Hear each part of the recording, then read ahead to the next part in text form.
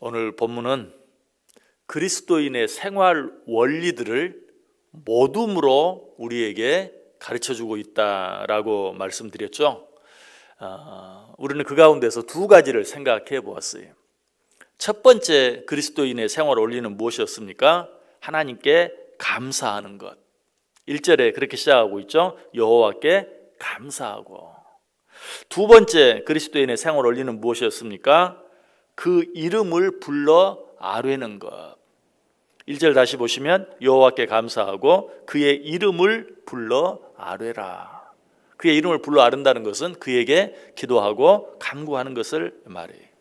자, 그렇다면 그리스도인의 생활 원리 세 번째는 무엇일까요? 1절 다시 보시면 여호와께 감사하고 그의 이름을 불러 아뢰며 그가 하는 일을 만민 중에 알게 할지어다. 그리스도인의 세 번째 생활 원리는 하나님께서 하시는 일을 만민 중에 알게 하는 것.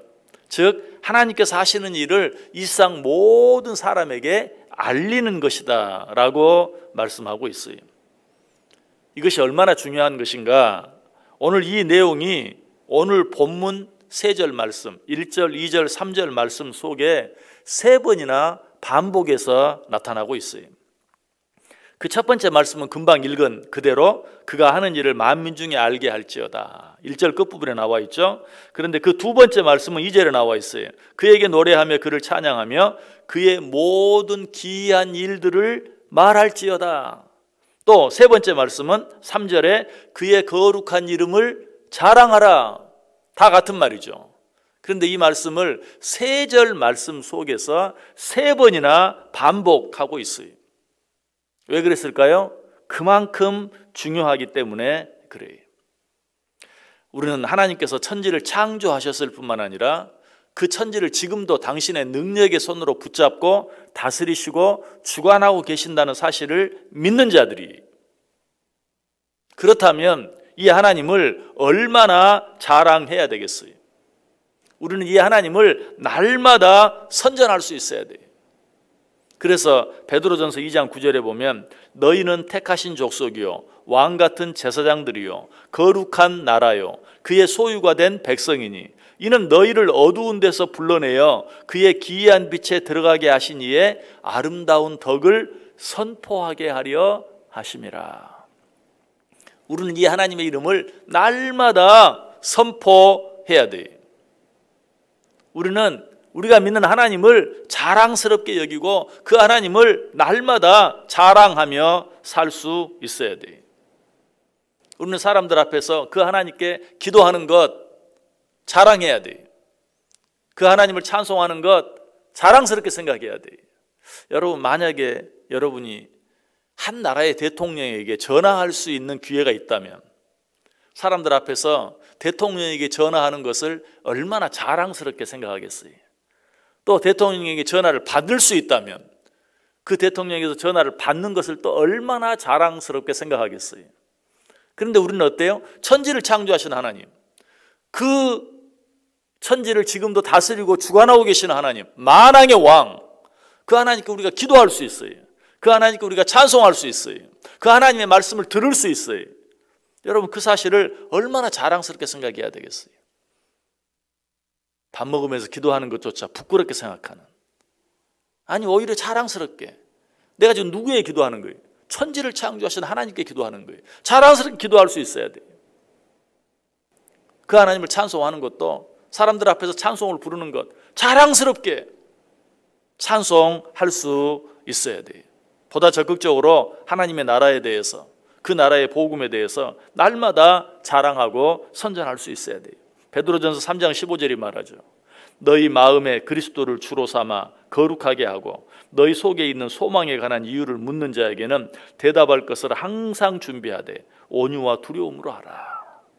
소망에 관한 이유를 묻는 자들에게 대답할 것을 항상 준비하되 온유와 두려움으로 하라.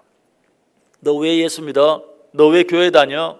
라고 묻는 자들에게 대답할 말을 항상 준비하라. 그렇게 묻는 자들에게 자랑스럽게 우리 하나님을 자랑하고 선전할 수 있어야 된다. 우리가 예수 그리스도를 믿음으로 말미암아 구원 얻었다는 사실은 뭘 말합니까? 죽을 수밖에 없는 죄인이 예수 그리스도를 믿음으로 영원한 생명을 얻었다, 다시 살아났다 라는 사실을 이야기하죠. 여러분 주위에 혹시 죽을 뻔했다가 살아난 사람이 있습니까? 그 사람은 어떻게 합니까? 기회만 있으면 그 얘기를 해요. 내가 그때 정말 죽을 뻔했는데 구사일생으로 살아났다. 그 대표적인 예가 월남전에 참전했던 사람들이, 이 월남전에 참전한 사람은 아무튼 두 사람 이상만 모이면 자기가 월남전에 참전했던 이야기를 하지 않고는 견디지 못해요. 거기엔 그럴 만한 이유가 있죠. 왜? 죽을 뻔한 일을 얼마나 많이 당했는지 몰라요. 그 많은 일을 겪고 살아났어요. 그러니 사람들 대하기만 하면, 만나기만 하면 그 이야기를 하지 않을 수 없는 거예요. 그렇게 이야기할 만하죠. 그런데 분명한 것은 뭡니까? 그 사람들은 죽을 뻔했다가 살아난 것이지 죽었다가 살아난 자들은 아니에요. 그런데 우리는 어때요? 죽었다가 살아난 자들이. 요한복음 5장 24절에 분명히 말해요. 내가 진실로 진실로 너희에게 이르노니 내 말을 듣고 또 나 보내신 이를 믿는 자는 영생을 얻었고 심판에 이르지 아니하나니 사망에서 생명으로 옮겼느니라. 우리는 사망에서 생명으로 옮긴 자들이, 죽었다가 살아난 자들이, 아니 죽었다가 살아났을 뿐만 아니라 영원한 생명을 얻은 자들이. 여러분, 이 사실을 우리가 정말 믿는다면 우리는 어떻게 해야 되겠어요? 이 사실을 날마다 기회 있을 때마다, 아니 기회 없으면 기회를 만들어서라도 이 이야기를 말할 수 있어야 돼요. 이 사실을 자랑할 수 있어야 돼요. 그래서 성경은 그리스도인들을 그리스도의 향기다, 그리스도의 편지다, 또 너희는 세상의 빛이요 소금이다 라고 말하고 있어요. 우리는 가는 곳마다, 만나는 사람마다 그리스도의 향기를 드러내야 하고, 그리스도의 편지로서 만나는 모든 사람에게 그리스도의 복음을 전해야 합니다. 뿐만 아니라 우리의 삶을 통해 빛과 소금의 역할을 감당하며 살 수 있어야 돼요. 그렇게 하면 어떻게 될까요? 오늘 보면 3절이 뭐라고 말해요? 그의 거룩한 이름을 자랑하라. 여호와를 구하는 자들은 마음이 즐거울지로다. 내가 내 이야기하고 내가 내 자랑하면 좋을 것 같아요. 여러분 해보셨죠? 그런데 막상 해보면 어때요? 별로 안 좋아요. 하고 나면 좀 허전하고, 또 하고 나서 욕 안 먹으면 다행히. 그러나 우리가 하나님 이야기하고 하나님 자랑하면 어때요? 재미없을 것 같은데 하고 나면 재밌어요. 마음이 기뻐져요. 마음에 즐거움이 생겨요. 여러분 어떻게 사시겠어요? 내 이야기하고 내 자랑하면서 살겠어요? 우리는 하나님을 믿는 자들이, 죽었다가 살아난 자들이, 그리고 영원한 생명을 얻은 자들이, 우리는 날마다 그 이야기를 해야 돼. 날마다 그 자랑을 해야 돼.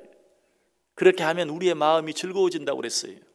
올 한 해 하나님 자랑하고 하나님 이야기하고 하나님 나라 전함으로 말미암아 우리의 마음이 기쁘고 즐거운 복된 한 해 꼭 되시기를 주님의 이름으로 간절히 축원합니다.